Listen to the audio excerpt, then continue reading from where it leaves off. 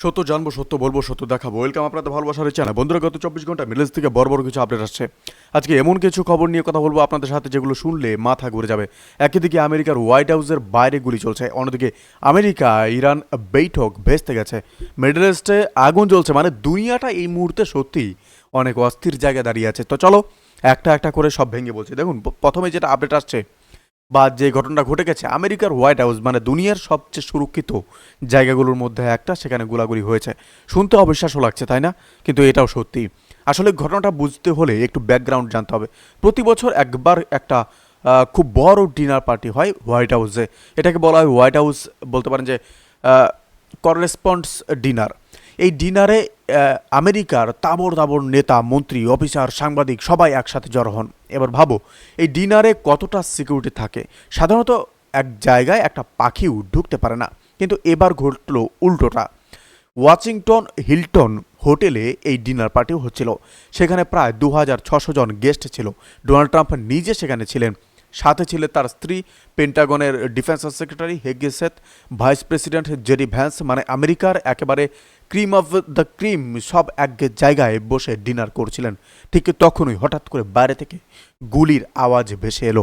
প্রত্যক্ষদর্শীরা বলছেন 7 থেকে 8 রাউন্ড গুলির শব্দ পাওয়া গেছে, এক টানা ঠাস ঠাস ঠাস। বুঝতেই পারছো ভেতরে তখন কি অবস্থা হয়েছিল। 2600 জন মানুষ, কেউ টেবিলের নিচে লুকিয়ে পড়লো, কেউ হাঁটুতে ভর দিয়ে হামাগুড়ি দিয়ে পাশের ঘরে চলে গেল, কেউ চেয়ার ফেলে দৌড় মারলো, কেউ একটা কমপ্লিট বলতে পারেন যে হুলস্থুল পরিস্থিতি। কিন্তু সিক্রেট সার্ভিস আর কমান্ডাররা মুহূর্তের মধ্যে অ্যাকশনে চলে এলেন। রাষ্ট্রপতি ট্রাম্প সহ সমস্ত বড় নেতাদের সাথে সাথে সুরক্ষিত জায়গায় নিয়ে যাওয়া হলো। এরপর ট্রাম্প নিজে টুইট করে জানালেন যে আমাদের কমান্ডাররা অসাধারণ কাজ করেছে, সবাইকে নিরাপদে রেখেছে। এখন প্রশ্ন হলো শুটারকে, সে ধরা পড়েছে কি? হ্যাঁ বন্ধুরা, শুটার ধরা পড়েছে ইতিমধ্যে, কিন্তু সে বেঁচে আছে না মারা গেছে সেটা এখনও নিশ্চিত করা হয়নি। আর সবচেয়ে বড় কথা হলো এই ঘটনায় কেউ মারা যায়নি, কেউ আহত হয়নি, কারণ গোলাগুলি ভেতরে নয় বাইরে চালানো হয়েছিল। ভেতরে সবাই ছিলেন। কিন্তু বন্ধুরা, ব্যাপারটা একটু ভেবে দেখো, হোয়াইট হাউস দুনিয়ার সবচেয়ে সুরক্ষিত জায়গাগুলোর মধ্যে একটা, সেখানে বলতে পারেন যে যেখানে ট্রাম্প নিজে বসে আছেন, সেই বিল্ডিংয়ের গেটের বাইরে এসে কেউ গুলি চালিয়ে গেল। এটা কম বড় ব্যাপার না। এটা শুধু নিরাপত্তার ব্যর্থতা না, এটা একটা বিরাট বড় যে বার্তা কেউ একজন পাঠাতে চেয়েছে যে ট্রাম্প তুমি নিরাপদ নও। আর এটাই ট্রাম্পের আমেরিকার আসল ছবি। বাইরে শত্রু তো আছেই, ভেতরে ভেতরেও শত্রু তৈরি হচ্ছে। বন্ধুরা, নেক্সট আপডেটে আসি মিডল ইস্টের দিকে। আমেরিকা আর ইরানের মধ্যে একটা দ্বিতীয় দফা আলোচনা হওয়ার কথা ছিল। জায়গাটা ঠিক হয়েছিল পাকিস্তান। মানে পাকিস্তান মধ্যস্থতাকারী হিসাবে দুই পক্ষকে একটা টেবিলে আনার চেষ্টা করছিল। গতকাল পর্যন্ত সব ঠিকঠাক হয়েছিল। খবর আসছিল যে আমেরিকা তার ডেলিগেশন পাকিস্তানে পাঠাতে রাজি, কিন্তু ইরানের জবাবের অপেক্ষা চলছিল। আর এই অপেক্ষার মাঝখানে ইরানের পররাষ্ট্রমন্ত্রী আব্বাস আরাগচি পাকিস্তান সফরে গেলেন, গিয়ে নিজের শর্তগুলো পাকিস্তানকে জানালেন। পাকিস্তান সেই শর্তগুলো আমেরিকাকে জানালো, আর বাস ট্রাম্প সেগুলো শুনেই বললেন না, আমার ডেলিগেশন পাকিস্তানে যাবে না। 18 ঘন্টার ফ্লাইট করে গিয়ে বসে বসে বেকার কথাবার্তা করব না, আমাদের কাছে সব অপশন আছে। মানে ট্রাম্প নিজে হাত তুলে বৈঠক বাতিল করে দিলেন। এখন প্রশ্ন হলো কেন, কি এমন শর্ত দিল ইরান, যেটা শুনি ট্রাম্প এত রেগে গেলেন? সেটা আসছে পরের পয়েন্টে। বন্ধুরা দেখুন, যেগুলো শর্তগুলো আসছে গুরুত্বপূর্ণ, পয়েন্টগুলো খুবই গুরুত্বপূর্ণ, কারণ ইরান ঠিক কী কী চাইছে সেটা বুঝলে বুঝতে পারবেন কেন এই আলোচনা এগোচ্ছে না। আর আগে হচ্ছে পাকিস্তানকে যা যা বললেন সেটা একবার শোনো। প্রথম শর্ত, আমেরিকা গ্যারান্টি দিক যে ইরান বা ইরানের আশেপাশের এলাকায় কোনো হামলা করবে না। শুধু আমেরিকা না, ইসরায়েলকেও রুখতে হবে।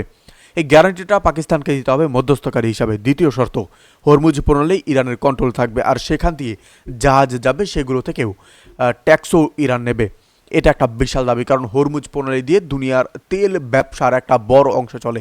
তৃতীয় শর্ত, আমেরিকাকে ইরানের পারমাণবিক প্রোগ্রাম মেনে নিতে হবে। মানে ইরান পারমাণবিক অস্ত্র বানাতে পারবে, এটা আমেরিকাকে স্বীকার করতে হবে। এই একটা শর্তেই আমেরিকা কখনো রাজি হবে না। চতুর্থ শর্ত, ইরানের ওপর যত স্যাংশন আছে সব তুলে নিতে হবে। শুধু ইরানের সাথে না, যে দেশগুলো ইরানের সাথে ব্যবসা করে তাদের ওপর থেকেও স্যাংশন তুলতে হবে। পঞ্চম শর্ত, রাষ্ট্রসংঘের নিরাপত্তা পরিষদে ইরানের বিরুদ্ধে যত প্রস্তাব পাশ হয়েছে সব বাতিল করতে হবে। ষষ্ঠ শর্ত, আমেরিকার ইসরায়েলের হামলায় ইরানের যা ক্ষতি হয়েছে তার ক্ষতিপূরণ দিতে হবে।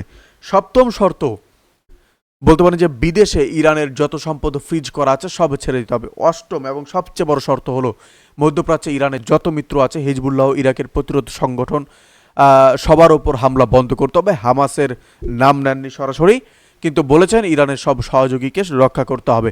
এখন বন্ধুরা একটু ভেবে দেখো, এই শর্তগুলো কি আমেরিকা কখনো মানবে? না, কোনোদিনও না। ইরানও জানে এটা, কিন্তু তারপরেও ওই শর্তগুলো দিচ্ছে কেন? কারণ ইরান একটা মেসেজ দিতে চাইছে যে আমরা দুর্বল না, আমরা ভয়ে মাথা নর্থ করছি না। তোমরা যদি আলোচনা চাও তাহলে সেটা সামনে সামনে হবে। আর এই শর্তগুলো শুনেই ট্রাম্প বলে দিলেন আমার দল পাকিস্তানে যাচ্ছে না। বন্ধুরা নেক্সট যেটা আপডেট আসছে, চমকে দেওয়ার মতো একটা খবর আসছে। আমেরিকার বড় মিডিয়া নেটওয়ার্ক এনবিসি নিউজ একটা রিপোর্ট বের করেছে। সেই রিপোর্টে বলা হয়েছে যে মিডল ইস্টে ইরান আমেরিকার সামরিক ঘাঁটিতে যে হামলা করেছিল সেই হামলায় ক্ষয়ক্ষতি আমেরিকা যা স্বীকার করেছে তার থেকে অনেক বেশি, মানে পেন্টাগন মিথ্যে বলছিল। আর এই হামলাটা কীভাবে হয়েছিল জানো?